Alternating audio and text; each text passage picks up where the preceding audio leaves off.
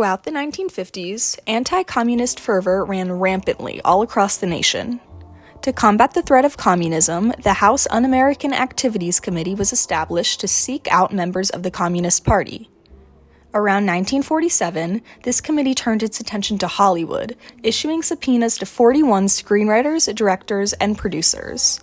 In a plethora of hearings, 10 of these individuals refused to testify on the grounds that the committee was violating their First Amendment rights to freedom of speech. As a result of their refusal, the 10 were blacklisted and sentenced to 1 year in prison with a $1,000 fine. These 10 individuals soon became known as the Hollywood 10. To begin, we're going to discuss the individuals of the Hollywood 10. Alva Bessie was best known for writing screenplays for movies, which included post-World War II dramas, like his movie Hotel Berlin in 1945.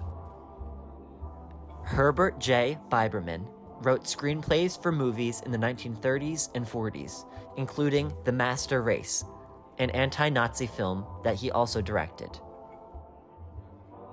Richard Lardner Jr. was a screenwriter and member of the Screenwriters Guild. He wrote Woman of the Year with Katharine Hepburn and Spencer Tray. Lester Cole co-founded the Screenwriters Guild and worked on films such as The House of the Seven Gables and Objective Burma. John Howard Larson co-founded the Screenwriters Guild in 1933 and served as its first president. He was also nominated for an Academy Award for Best Story for his film Blockade. Albert Maltz, a screenwriter, nominated for an Academy Award for Best Adapted Screenplay with his film Pride of the Marines. Samuel Ornitz, a screenwriter for films including Little Orphan Annie and co-founder of the Screenwriters Guild. Dalton Trumbo, a screenwriter for films like Academy Award-winning Roman Holiday and Academy Award-nominated Kitty Foyle. Adrian Scott, producer of movies including Crossfire and former employee of RKO Radio Pictures. Edward Dmytryk, director of various movies including Crossfire, which he won an Oscar for in 1948. Today I'm joined by Adrian Scott to gain more insight on his experience being blacklisted. Mr. Scott, do you believe the House Un-American Activities Committee has adequately fought against threats to this country? Not at all. Through the committee's subpoenas, they tried to strip me of my First Amendment rights, violating my freedom to refuse to answer their bigoted questions.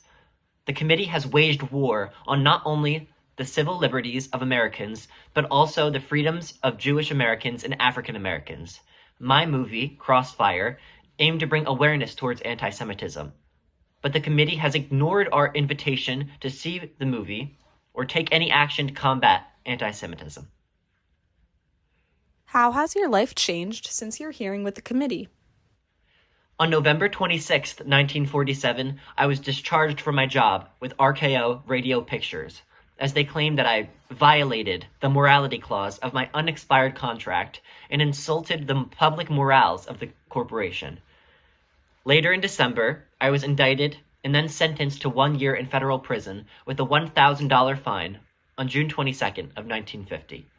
I ultimately took RKO to court for my unlawful dismissal. However, unfortunately, in 1955, the judge ruled in favor of RKO.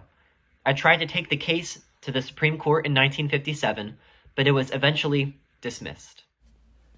I'm here with Edward Dmytryk. Mr. Dmytryk, how has your relationship to communism changed over the years? From the spring of 1944 to the fall of 1945, I will admit that I was a member of the Communist Party.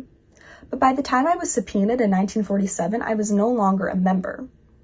After my hearing, I traveled to Britain, but came back to the United States and served part of my sentence. It was then I realized that I couldn't suffer for a cause I no longer believed in.